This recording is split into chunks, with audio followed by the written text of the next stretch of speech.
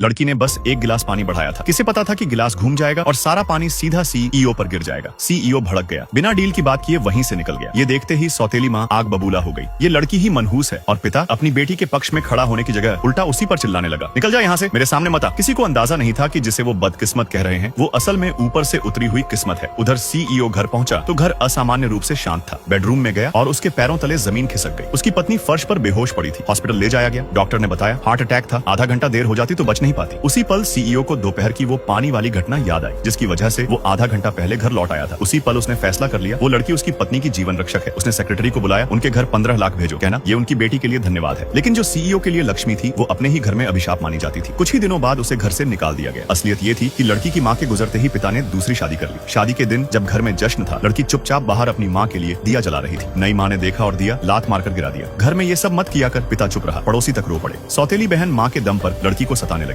एक दिन लड़की को खेत में एक कीमती जंगली जिनसेंग मिला। वो खुशी खुशी पिता के लिए लाई। रास्ते में सौतेली बहन ने छीन लिया और माँ से बोली, देखो खेत में मिला आलू। पिता समझ गया ये आलू नहीं, कीमती जिनसेंग है। और उसी पल सौतेली बहन बन गई घर की भाग्यशाली बेटी। असल किस्मत खाने की मेज पर मांस तक नहीं छू सकती थी। उसी जिनसेंग की वजह से सीईओ से संपर्क बना और वहीं से सारी कहानी घूमकर फिर उसी पानी वाले सीन पर आ गई। सीईओ के लिए वो हादसा उसकी पत्नी की जान बचाने वाला पल था, पर पिता ने उल्टा समझा सब सौतेली बेटी की किस्मत है। 6 महीने में घर आलीशान हो गया, बंगला, गाड़ी, पैसा। गाँव वाले कहते ये लड़की तो पूरे गाँव की किस्मत बदल गई, पर घर के अंदर उसे अब भी इंसान नहीं समझा गया। एक दिन सौतेली माँ ने आरोप लगाया, ये लड़की नदी पर ले जाकर मेरी बेटी को मारना चाहती है। पिता ने बिना सोचे फिर से उसे घर से निकाल दिया। लड़की मजबूर होकर गरीब मौसी के घर चली गई। उधर जैसे ही वो घर से निकली आसमान काला पड़ गया। सौतेली माँ बोली, लो मनहूस चली गई, अब अच्छे दिन आएंगे। लेकिन तभी तेज बारिश शुरू हो गई। खेतों में सुखाई जा रही सारी जिनसेंग तूफान में उड़ गई। मजदूर भागने लगे, सब बर्बाद हो गया। पिता चीख पड़ा, सब उसी लड़की की वजह से। उधर मौसी के घर पैसे की तंगी थी। मौसा झुंझला गया। एक मुंह और बढ़ गया। सूखे का समय था, फसल नहीं बची थी। मौसा छिड़कर बोला, तू भी अपनी बहन जैसी किस्मत वाली है क्या? कह दे तो बारिश आ जाएगी। लड़की ने मासूमियत से कहा, अगर बारिश आ जाए तो। अचानक बिजली कड़की, घनघोर बारिश शुरू हो गई। मौसी का सूखा खेत जीवित हो उठा और उसी पल साफ हो गया। जिसे सबने मनहूस कहा वही असली लक्ष्मी थी।